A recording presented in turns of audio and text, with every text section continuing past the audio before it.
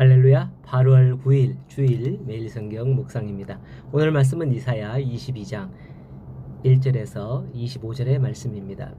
여러분은 학교 다닐 때 이런 문구를 들어보셨을 텐데요.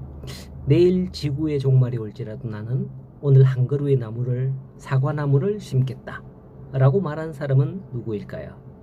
아마도 다들 스피노자라고 배웠을 겁니다. 아, 맞다, 이렇게 기억이 나죠. 그런데 제가 사실 기억이 잘 안 나서 AI에 검색을 해봤습니다. 근데 이상하다 이러면서 AI가 이상한 사람을, 다른 사람을 언급을 하는 거예요. 그래서 왜 그렇지 이렇게 보다가 놀라운 사실을 발견했습니다. 이 말은 1700년대에 살았던 스피노자보다도 훨씬 전인 1400년대에 마르틴 루터, 누군지 알죠? 종교개혁가. 루터가 일기장에 남긴 말이었다는 거예요. 이 명언을 우리나라에서는 스피노자의 명언으로 공부를 했지만 유럽에서는 대부분 루터의 명언으로 가르친다는 사실에 새삼 놀랐습니다. 새로운 정보였습니다. 왜 제가 이 명언이 생각났느냐 하면 오늘 본문 12절에 보면 이스라엘 사람들의 심판과 멸망의 날에 하나님께서 너희에게 통곡하고 슬피 울라라고 하셨습니다. 그러나 그들은 어떻게 하였느냐? 너희는 오히려 흥청망청 소를 잡고 양을 잡고 고기를 먹고 포도주를 마시며 내일 죽을 것이니 오늘 먹고 마시자 라고 한다는 거죠. 이것은 앞서 스피노자, 아니 루터의 내일 지구의 종말이 올지라도 나는 오늘 한 그루의 사과나무를 심겠다라고 말한 마음과는 정반대의 행위를 하는 것을 볼 수 있는 겁니다. 우리 옛말에도 이런 말이 있죠. 바로 이런 말인데, 먹고 죽은 귀신은 때깔도 좋다라고 하는 말이죠. 죽기 전에 실컷 먹기나 먹어봤으면 좋겠다라고 하는 건데요.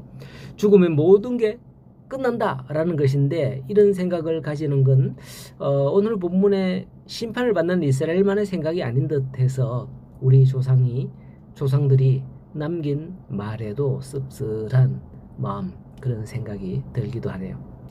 전에 제가 14장부터 23장까지는 이스라엘의 이웃나라, 즉 열방에 대한 심판의 경고라고 했습니다. 그런데 오늘 22장은 뜬금없이 유다와 예루살렘에 대한 심판의 경고가 나옵니다. 그리고 내일 23장에 다시 열방의 심판으로 다시 가면서 마무리 짓고 있거든요. 그러한 이유가 뭘까요?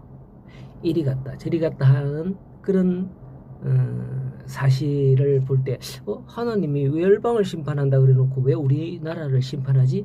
이런 신뢰성이나 의도를 오해할 수도 있거든요. 아니, 하나님께서 저렇게 하기로 해놓고 왜 이렇게 하세요? 사람들은 이런 마음이 들 수도 있거든요. 아마도 이사야 선지자가 이처럼 예루살렘에 대한 경고를 열방에 대한 경고 중간에 언급한 데에는 다른 특별한 이유가 있는 듯합니다. 아마도 그것은 하나님의 백성이라도 죄를 범한다면 하나님의 심판을 피하지 못한다라는 경각심을 주기 위해서일 것이다 라고 생각됩니다.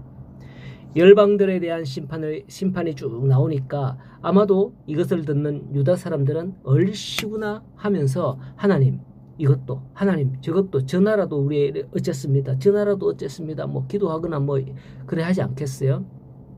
너희들이 이제 다 죽었어, 이제 우리는 고생끝 행복 시작이야, 하나님께서 우리 기도를 들어주셨어, 뭐 이런 마음이 든다 할까요?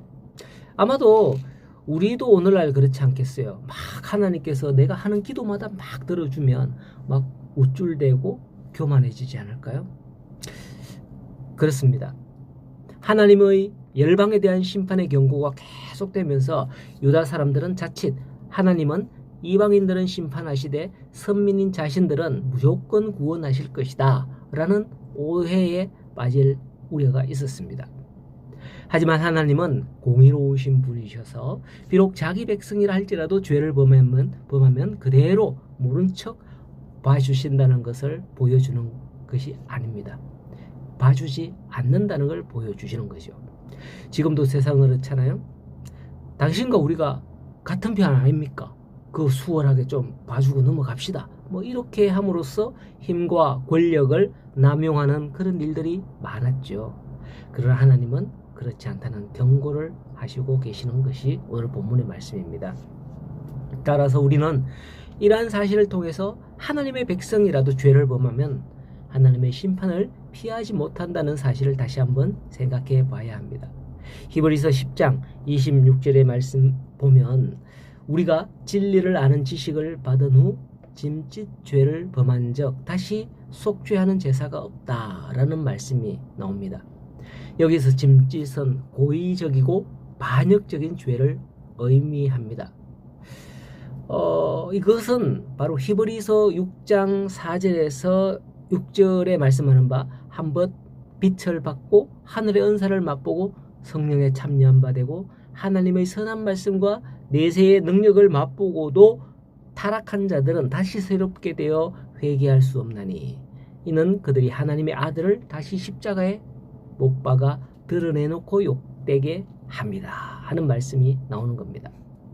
그러므로 우리는 하나님의 자녀 되었음만 내세우지 말고 실질적으로 하나님의 아름다운 그런 자녀의 삶을 살아야 된다는 것이죠.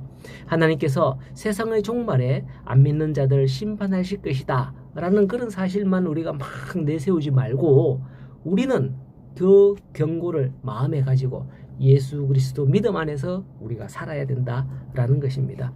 오늘도 이런 말씀을 기억하면서 오늘도 주님의 말씀과 함께하고 나아가는 그런 귀하고 복된 주일이 되시기를 간절히 소원하고 축복합니다.